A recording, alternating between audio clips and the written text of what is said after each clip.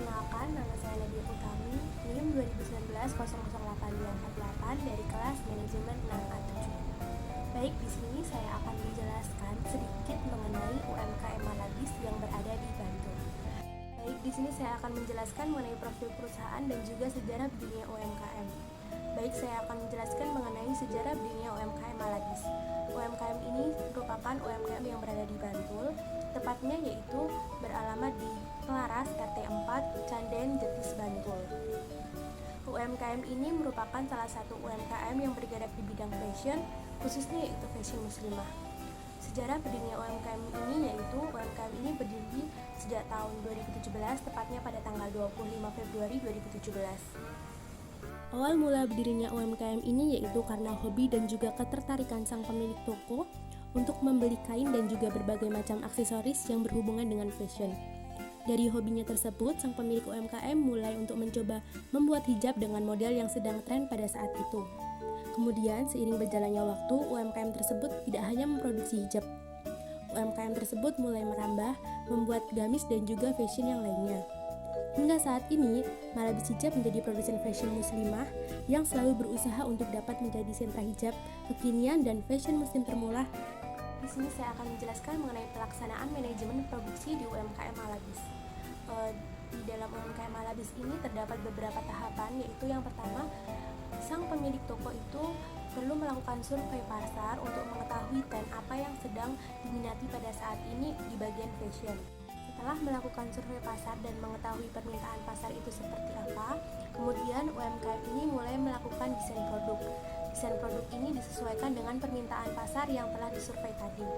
Kemudian setelah itu sang pemilik UMKM dan juga tim melakukan pembelian bahan dan pemilihan bahan-bahan untuk produk tersebut. Setelah menemukan kain dan juga bahan yang cocok untuk produk tersebut, kemudian UMKM tersebut mulai memproduksi sampel terlebih dahulu. Setelah sampel tersebut jadi, kemudian dicek oleh tim yang telah bertugas untuk mengecek apakah produk tersebut layak atau tidak untuk dipasarkan. Setelah mengetahui produk tersebut layak untuk dipasarkan, kemudian UMKM tersebut mulai memproduksi secara massal produk tersebut dan kemudian produk tersebut dipasarkan. Baik, di sini saya akan menjelaskan mengenai sistem rekrutmen di UMKM Malabis. Karena UMKM ini masih skala kecil, maka UMKM ini tidak memberikan syarat khusus kepada calon karyawannya. Yang terpenting yaitu sang karyawan memiliki niat untuk bekerja.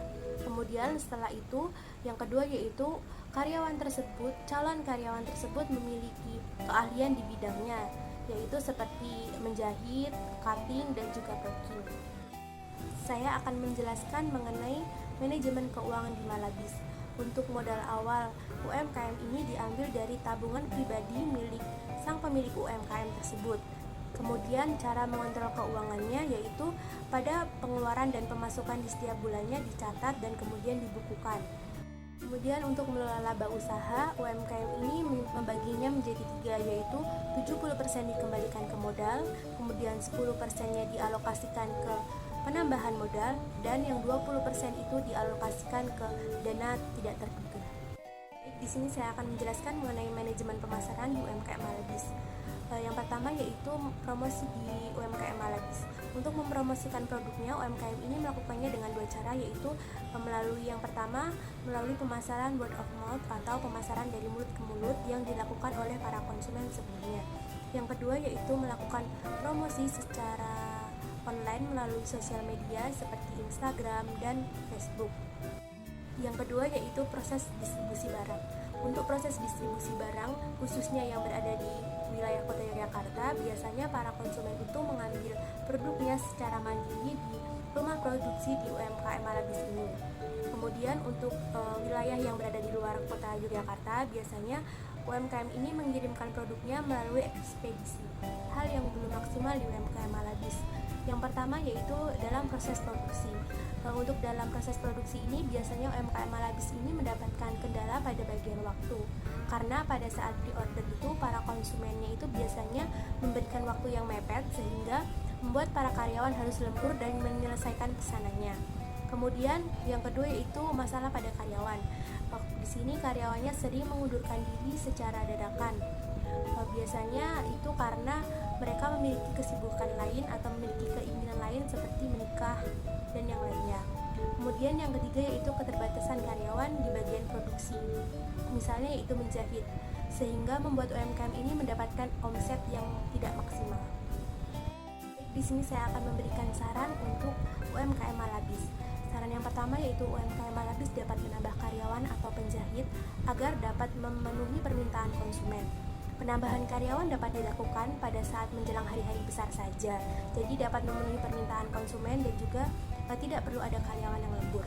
Kemudian yaitu UMKM Malabis dapat menambah bagian penjahit atau dapat menambah target produksi pada masing-masing karyawan pada saat pesanannya sedang banyak, dan juga pemilik tidak lupa memberikan bonus kepada karyawannya. Yang ketiga yaitu UMKM Malabis dapat memberikan peraturan lebih tegas kepada karyawannya atau memberikan kontrak kerja kepada karyawannya supaya karyawan tidak melakukan desain secara dadakan. Baik, sekian dari saya, kurang lebihnya mohon maaf. Assalamualaikum warahmatullahi wabarakatuh. Salam.